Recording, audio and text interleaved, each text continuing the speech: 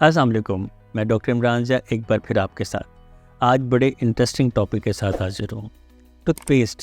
हमारे यहाँ टूथपेस्ट को बुनियादी हैसियत हासिल है दांतों की सफाई में और मुँह की फ्रेशनेस में।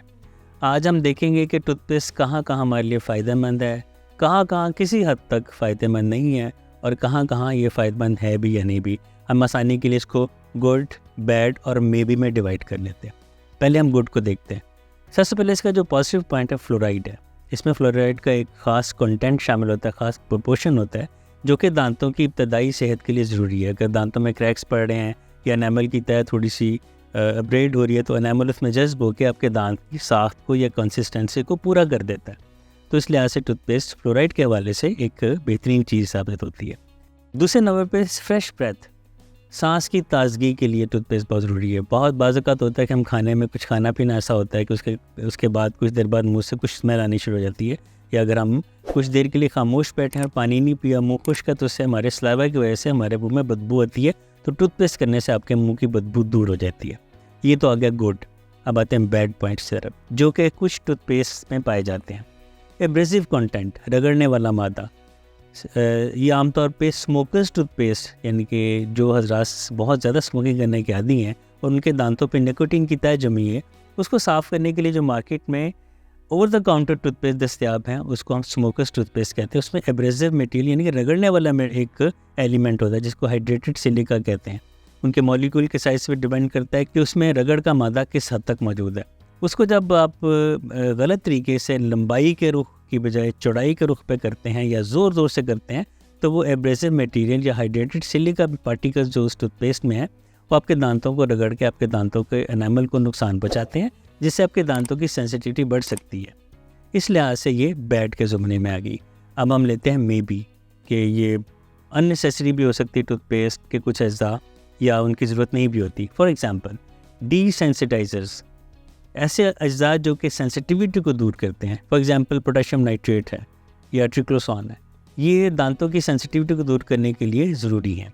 लेकिन अगर पेशेंट को सेंसिटिविटी नहीं है या उसको सेंसिटिविटी इस हद तक है कि उसको डीसेंसिटाइजिंग टूथपेस्ट या ऐसी टूथपेस्ट जिसमें पोटेशियम नाइट्रेट है उससे फ़र्क नहीं पड़ रहा, तो उस टूथपेस्ट का फ़ायदा नहीं है।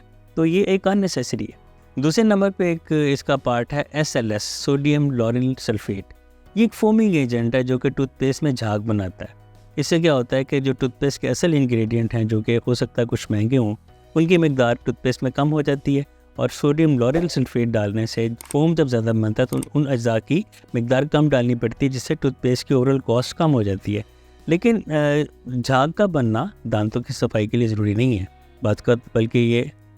बल्कि अगर ये निगला जाए तो इससे और कुछ कॉम्प्लिकेशंस आ सकती हैं। तो इस लिहाज से भी ये अननेसेसरी या मे बी गुड में आ जाता है। तीसरे नंबर पे एंटी माइक्रोबियल एजेंट्स। कुछ टूथपेस्ट में एंटी माइक्रोबियल एजेंट्स जैसे ट्रिक्लोसान पाया जाता है। ट्रिक्लोसान दांतों के लिए मुफीद है, लेकिन अगर इसकी एक मिकदार हद से ज़्यादा हो जाए तो ये आहिस्ता आहिस्ता गम रिसेशन की तरफ ले जाता है। गम रिसेशन, जैसा मैंने पहली वीडियो में बताया था, मसूड़े को दांतों से पीछे ले जाने के अमल को कहते हैं। तो इन हालात में भी इस तरह की टूथपेस्ट अननेसेसरी होती है। अब बात ये सूरत हाल आती है कि बच्चे या बड़े गलती से टूथपेस्ट को स्वेलो कर लेते, निगल लेते हैं। इस सूरत हाल में क्या करना चाहिए? जब भी आप से गलती से टूथपेस्ट निकली जाए तो उसमें 2-3 इफेक्ट सामने आते हैं। मुंह में सोपी सी कंडीशन आ जाए, जैसे साबुन आपने गुलाबा मुंह में रख लिया है, नौजिया हो सकता है, वॉमिटिंग हो सकती है, इंटेस्टाइनल ब्लॉकेज हो सकती है, पेट में कुछ अपसेटिंग हो सकती है, या आपको अजीब से गैग से उबकाई आ सकती है। ऐसी सूरत हाल में फौरी से पहले पानी का इंटेक बढ़ा दें, थोड़ा सा दूध पी लें, ताकि उसके दूध एक एंटीसिड का काम करता है जो कि उसके टूथपेस्ट के जो नुकसानदेह असरात हैं उसको कम कर सकता है। लेकिन इस सूरत में करें जब पेशेंट को वॉमिटिंग या उल्टी ना आ रही हो। अगर वॉमिटिंग उल्टी आ रही हो तो फ़ौरन आप नज़दीकी हॉस्पिटल की एमरजेंसी में चले जाएँ, जहाँ पे आपको इंटरवेनस स्ट्रिप लगा के चीज़ों को रोका जा सकता है। लेकिन अमूमन टूथपेस्ट निकलने से इतने ज़्यादा बुरे असरात आते नहीं, आ सकते हैं। तो आज की वीडियो उम्मीद है आपको पसंद आई होगी। अगर आपको मेरी वीडियो से फ़ायदा हो रहा है और आप समझते हैं कि ये आपके लिए मुफीद साबित हो रही है, मेरे चैनल पर जाइए, वीडियोज़ को देखें, कमेंट करें, लाइक करें, शेयर करें, मेरे चैनल को सब्सक्राइब करें, ताकि मैं आपको अपनी नई वीडियो से वक्त पर आगाह कर सकूँ। आज के लिए इतना ही काफ़ी है। बहुत शुक्रिया।